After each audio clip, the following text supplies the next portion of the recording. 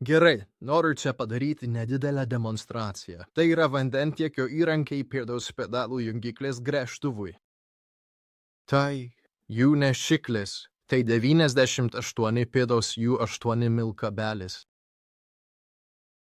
Ir jis sukasi ten. Nežinau, ar rekomenduočiau tai, nes jis yra stipriai suvyniotas su tokiu ilgu kabeliu, bet jis sukasi. Bet mano pagrindinė mintis.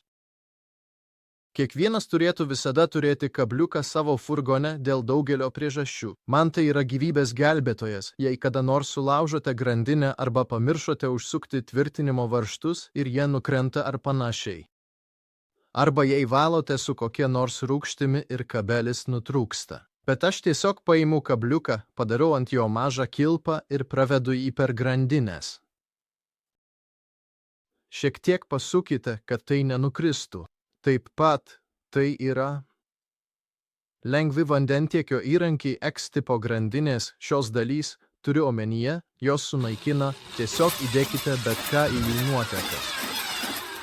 Bet ką noriu parodyti, tai pėdos pedalų jungiklis, jo beveik nereikia liesti. Jis veikia, lyg būtumėte vamzdyje ar kažkur, sekite jį su kamera. Ir jis gana lengvai sugauna. Žinote, aš to nedarau labai dažnai, bet pakankamai dažnai. Kad žinotume, jog taip, tai darau. Turiu omeny, kad tai geriau nei išleisti $1000 atgavimo įrankiams, bet tai tik patogus mažas patarimas, kurį noriu parodyti. Aš tai darau, kaip sakiau, kai tik man to reikia. Bet tai yra keletas jų naujų vandentiekio įrankiai. Man tai patinka. Šie įrankiai veikia labai sklandžiai ir yra gana prieinami, todėl rekomenduočiau juos bet kam.